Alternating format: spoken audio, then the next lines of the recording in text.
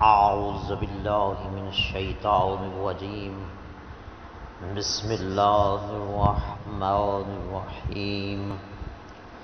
الحمد لله رب العالمين والعاقبة للمتقين والنار العاصين والمعاندين والصلاة والسلام على أشرف الأنبياء والمرسلين محمد المصطفى وآله الطاهرين ولعنة على أعدائهم ملعونين أجمعين من يوم عداوتهم إلى قيام يوم الدين.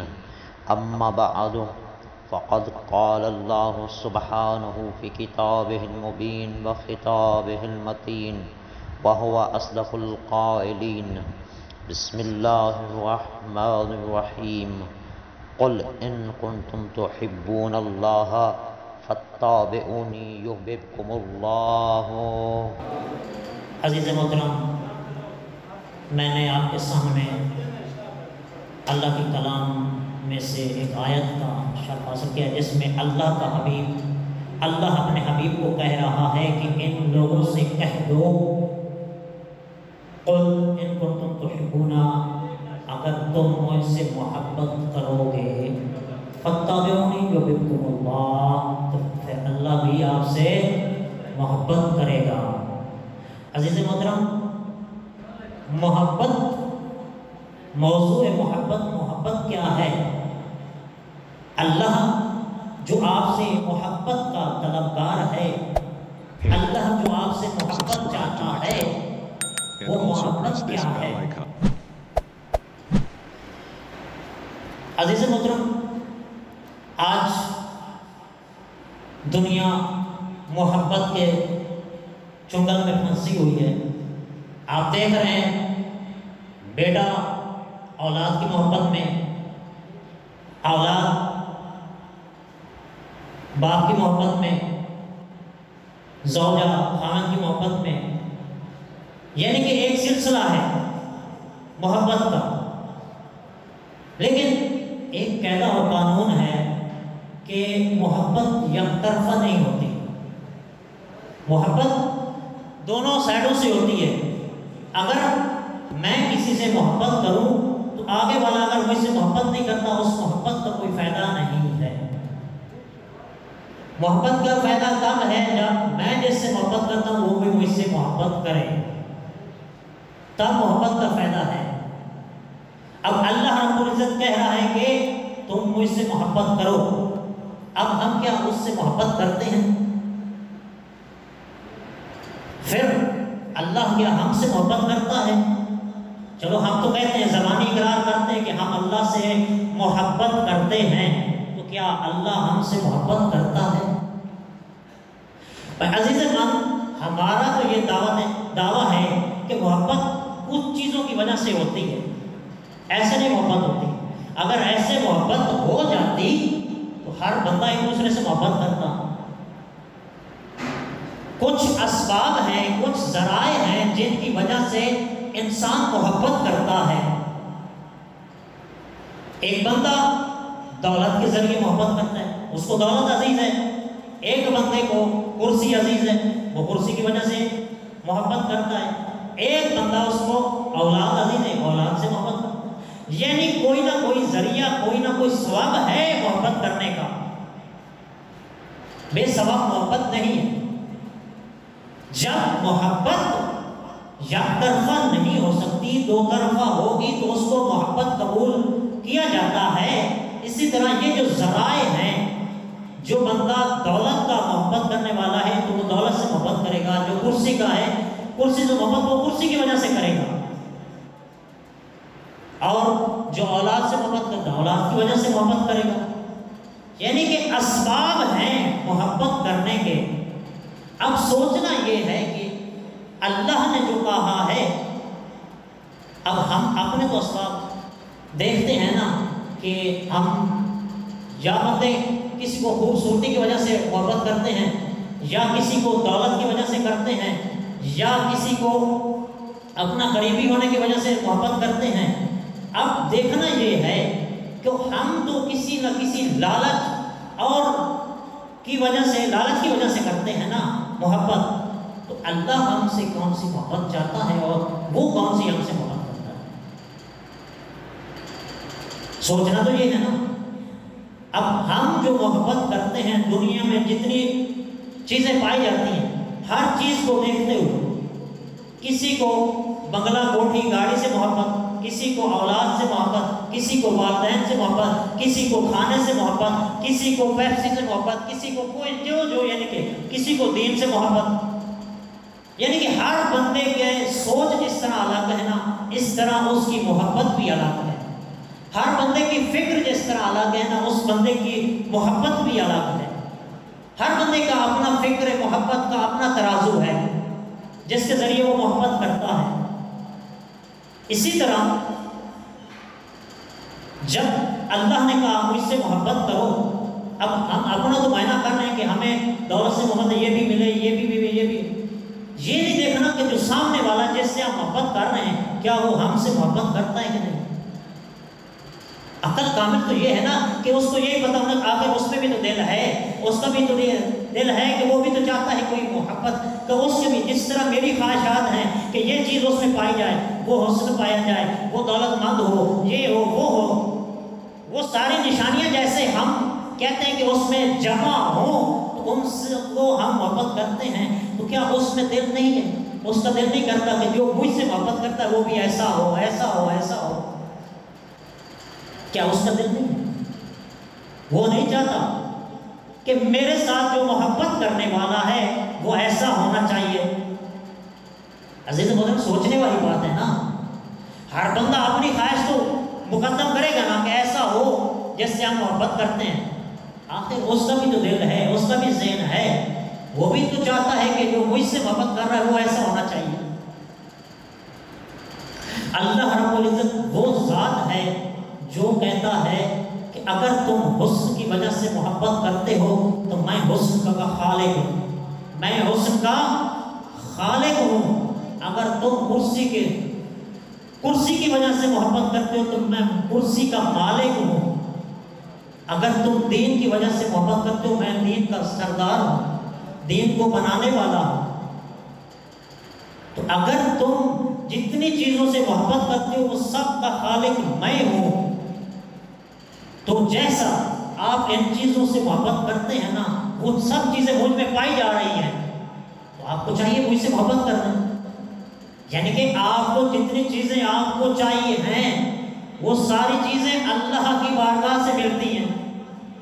دولت بھی اللہ کی بارگاہ میں سے، حسن بھی اللہ کی بارگاہ سے، اور دین بھی اللہ کی بارگاہ، یعنی کہ دنیا کی ہر چیز اللہ کی بارگاہ سے ملتی ہے، تو پھر اللہ کی بارگاہ میں اس سے محبت کرنی چاہیے اللہ سے۔ تو اب یہ سوچنے والی بات ہے، ہم تو اللہ کے سے محبت کرتے ہیں، کسی نے دولت کی وجہ سے محبت کی، کسی نے کرسی کی وجہ سے کی، کسی نے جائیداد کی وجہ سے کی، کسی نے کسی کی وجہ سے، کسی کی وجہ سے محبت تو اللہ سے کی، کیا وہ ہم سے محبت کرتا ہے؟ اب یہ دیکھنا ہے، آخر وہ بھی تو محبت کا خواہش مند ہے نا، اس کا بھی تو کوئی ارادہ ہے نا، تو اللہ کا بھی کوئی ارادہ ہے نا۔ عزیز محترم جیسے اللہ چاہتا ہے محبت، وہ توحید برحق ہے۔ اگر تو نے اپنے آپ کو، یعنی کہ اللہ محبت چاہتا ہے تو اسی لیے ملائکہ دن رات عبادت خدا کرتے ہیں، اللہ کو محبوب ہے نا، اللہ پسند کرتا ہے عبادت کو، اسی لیے ملائکہ کی ڈیوٹی لگائی ہوئی ہے کہ آپ دن رات 24 گھنٹے میری عبادت کریں۔ تو عبادت اللہ کو محبوب ہے نا، تو اگر آپ اللہ کے محبوب بننا چاہتے ہیں تو پھر عبادت خدا کریں۔ اگر دنیا کی ہر چیز کی محبت آپ کے دل میں ہے تو وہ ہر چیز خدا کی بارگاہ سے ملے گی، کیونکہ ہر چیز کا خالق و مالک اللہ رب العزت ہے۔ جب اللہ رب العزت ہر چیز کا خالق و مالک ہے تو آپ کو وہ کہہ رہا ہے کہ حبیب کے ذریعے کہ آپ مجھ سے محبت کریں، میں آپ سے محبت کرتا ہوں۔ تو محبت کرنے والا کا کیسے پہچانا جائے؟ یا ہم تو زبانی دعوے کرتے ہیں نا لیکن اس کو عملی کر کے دکھایا جائے. عزیز محترم عملی کر کے دکھایا جائے. پھر ہمارا مذہب ایسا پاک و طاہر مذہب ہے جس میں اللہ کی بھی صفات لکھی گئی ہیں. جو اللہ کی صفات لکھی گئی ہیں اگر وہ صفات رب خالق میں نہ پائی جائیں ہم اسے خالق رب نہیں مانتے. صفات سلبیاں ہیں، صفات ثبوتیاں ہیں جن کا خدا میں ہونا ضروری ہے. اگر ایک صفت بھی نہ ہو تو اس کو ہم خالق نہیں کہتے. اسی طرح نبی کی صفات ہیں، نبی کی بھی صفات ہیں. اگر نبی میں وہ صفات نہ پائی جائیں تو ہم اسے نبی نہیں کہتے. نبی تو بھائی وہ ہوتا ہے، نبی تو وہ ہوتا ہے جو تقریباً 10 فٹ کی بلندی کے تقریباً وہاں تک چونٹی کی آواز سن لیتا ہے، اسے نبی کہتے ہیں.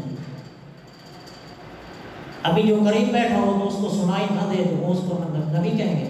آج مسلمان کہتے ہیں کہ نبی ہم جیسا. یہ ساتھ بیٹھے بندے کی بات نہیں سن سکتے. تقریباً ساتھ بیٹھے 3 فٹ آپ دور بیٹھ جائے بندہ، وہاں سے بات کرے یہ یہاں نہیں سن سکتا. یہ تو نبیوں کا سردار ہے جس کو آپ کہتے ہیں کہ وہ ہم جیسا. تو وہ نبی اس کے امتیوں میں سے ہے جناب سلیمان نبی. سلیمان فضا میں جا رہے ہیں کہ ایک چونٹی نے قرآن میں لکھا ہے، چونٹی نے کہا کہ جلدی جلدی اپنی محلوں میں چلی جاؤ. چونٹیوں کو کہا کہ حضرت سلمان کا لشکر آ رہا ہے، آپ کو وہ پاؤں میں راؤنڈ کے چلا جائے گا. تو جناب سلیمان فضا میں تھے، چونٹی زمین پہ تھی. سلمان نے وہاں سن لیا یہ نبی کا امتی نبی ہے. تو آپ کہتے ہیں نبی ہم جیسا. بھائی نبی نہیں ایک جیسے ہو سکتے تو آپ کہاں؟ آپ کو ایک دوسرے کی بات نہیں سمجھ آتی. وہ نبی تو ان کی یہ یہاں تک آتے کہ وہ فضا میں ہے، چونٹی زمین پر ہے، وہاں بات سن رہا ہے. نبی نے اپنے خلیفہ کو حکم دیا جاؤ وہ چونٹی کو پکڑ کے لاؤ. اب دیکھیں نبی سلیمان ہے، اپنے خلیفہ اپنے جو ان کا خلیفہ تھا اس کو کہا کہ چونٹی کو پکڑ کے لاؤ. اب چونٹی کی نبی نے صورت نہیں بتائی کیسی ہوگی، کیسی اس کی بڑھتی ہوگی، کیا ہوگا کیا نہیں ہوگا. عزیز محترم ایک چونٹی وہ خلیفہ سلیمان کا تھا جو چونٹی کو پکڑ کے لے گیا اور سلیمان کے ہاتھوں پر رکھا.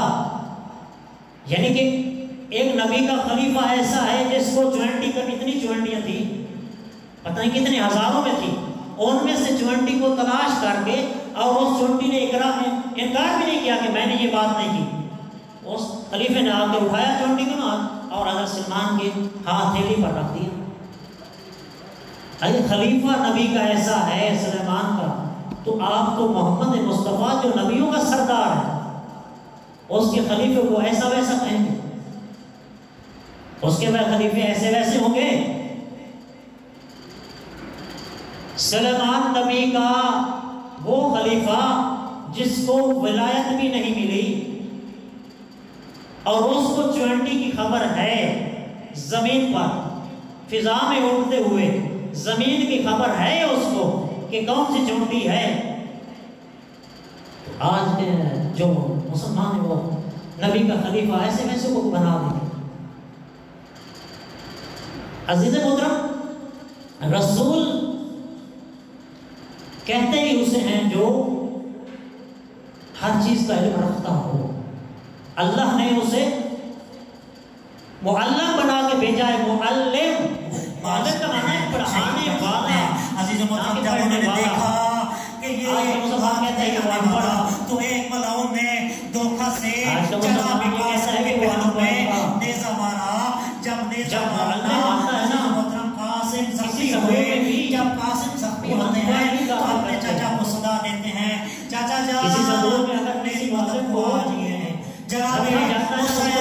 جناب اس کی کتنی تعلیم ہے، کسی میت پر نہیں گئے، کسی لاش پر نہیں گئے، دوڑتے ہوئے جناب قاسم کی لاش پر پہنچے ہیں، جناب قاسم کی لاش پر پہنچتے ہیں تو کیا جیسے دوسرے لاش اٹھائے جائیں ایسے جناب قاسم کا لاشا نہیں اٹھا.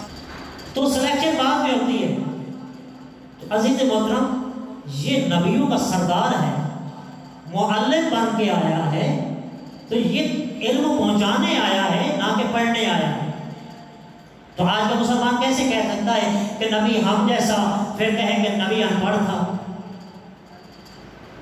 افسوس ہے ایسے مسلمانوں کی سوچ پر. اس دور کا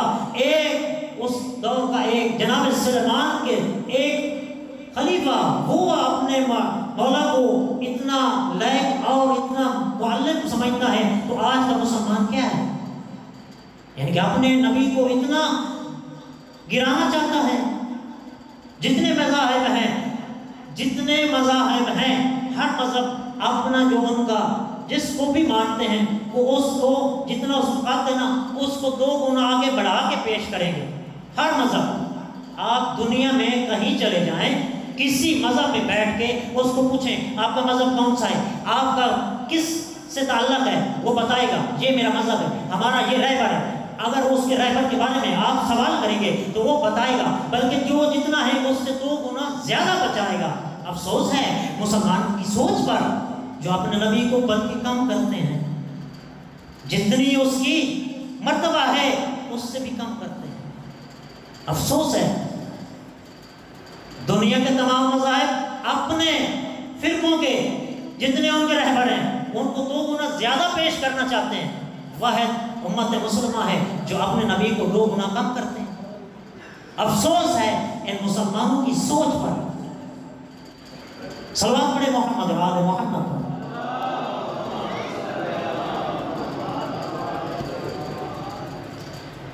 انسان اب سوچنے والی بات ہے، ہمارا مذہب تو ایسا مذہب ہے کہ جو ایک پیش نماز ہم مسجد میں رکھتے ہیں نا، اگر اس میں بھی ہمیں کوئی نقص پیدا نظر آئے تو ہم اس کو مسجد کے اہل نہیں سمجھتے.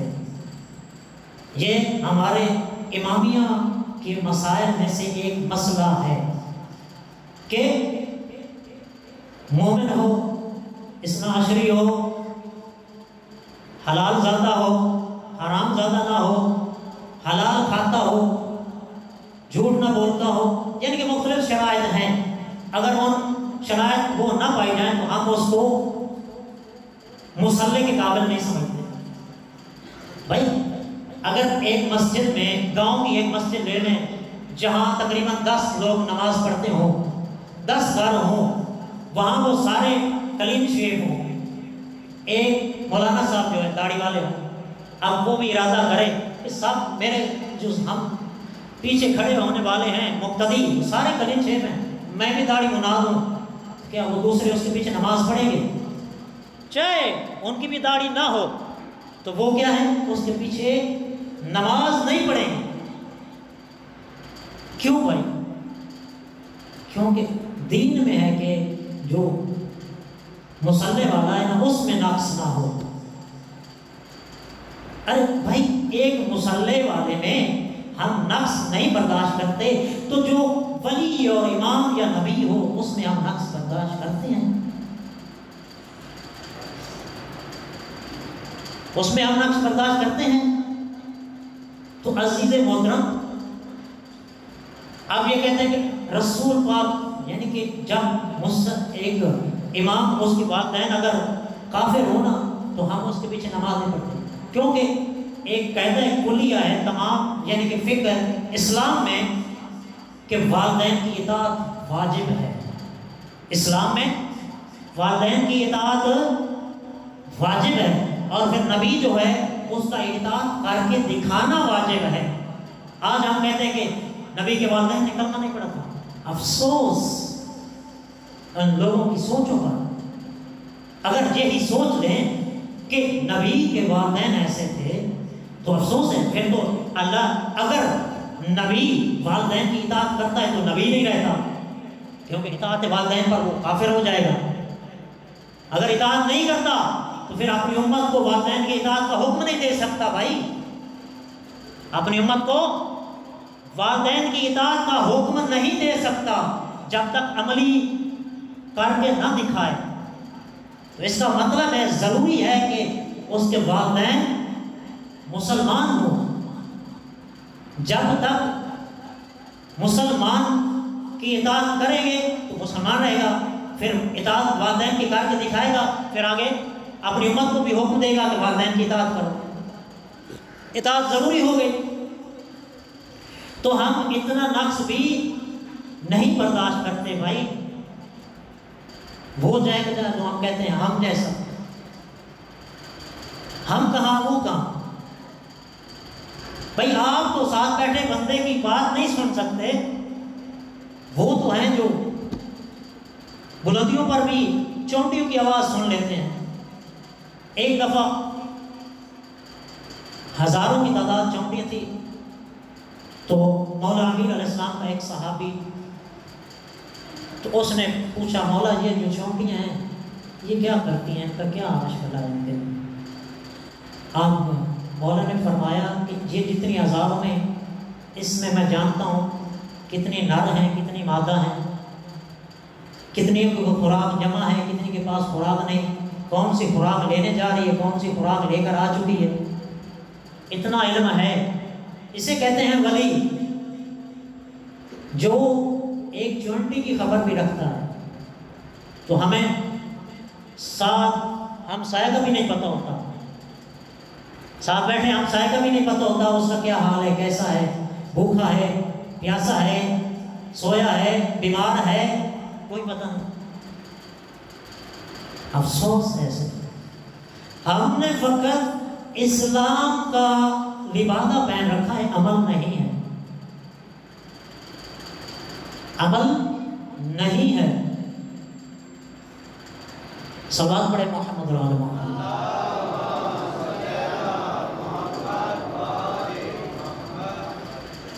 عزیز محترم، آپ سب بیٹھے ہیں تو زیادہ مزاحم بھی نہیں ہونا چاہتا، ایک دفعہ پھر سوال پڑھے ہیں۔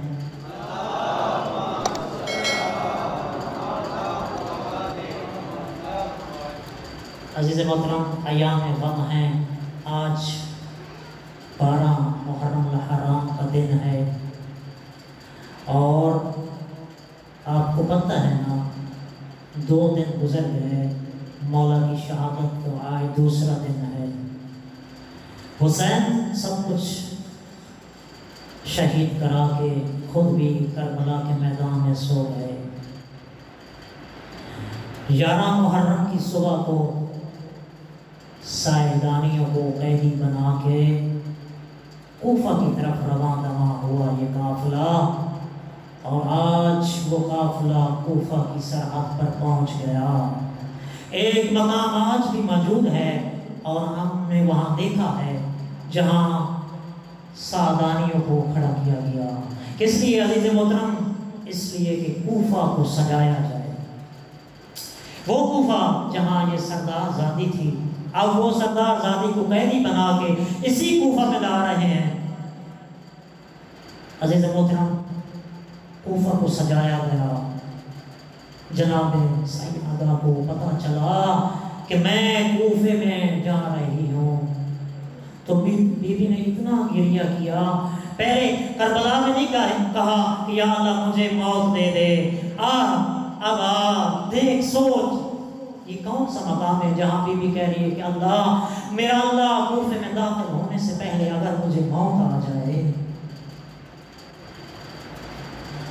بھائی دل میں دکھ درد اس وقت زیادہ بڑھتا ہے جب کسی اپنے کے سامنے بندے کو کوئی ذلیل کر رہا ہو، کوئی رسوا کر رہا ہو، اس وقت دل میں درد اٹھتا ہے، دکھ اٹھتا ہے۔ وہاں کیا تھا کوفے میں؟ تمام شرمیدہ تھی بیوی کی، قرآن پڑھنے والی تھی، کوفہ میں سب جاننے والی تھی بیوی کی، لیکن کیا ہے بیوی جس حال میں ہے یہ نہیں چاہتی کہ میں ان کے سامنے جاؤں، بھائی آج کا عام ایک غریب بندہ بھی وہ اپنے آپ کو ایسے پیش کرتا ہے کہ دوسرا دیکھنے والا میرے اوپر مشت نمائی نہ کرے، میری دل آزاری نہ کرے۔ وہ تو سید و سردار کی بیٹی تھی، وہ تو سید و سردار کی بیٹی تھی جو ان کوفیوں کے سامنے جانے والی تھی۔ عزیز محترم، جب قافلہ کوفہ میں داخل ہوا ہے نا تو جناب مسلم کی بچیوں نے کہا ہمیں بابا کی خوشبو آ رہی ہے، ہمیں بابا کی خوشبو آ رہی ہے۔ عزیز محترم، جو 9 ذی الحج کو شہید ہوا تھا آج تک اس کا سر اقدس مسجد کوفہ کے دروازے پر لٹکا رہا۔ آپ دیکھ لیں 9 ذی الحج اور آج 12 محرم ہو چکی ہے، 1 ماہ سے اوپر ہو چکے ہیں، دن ہو چکے ہیں، لیکن مسلم کا سر آج بھی مسجد کے کوفہ کے دروازے کے اوپر لٹکا ہوا ہے، اور بچیاں کہتی ہیں ہمیں بابا کے خون کی خوشبو آ رہی ہے۔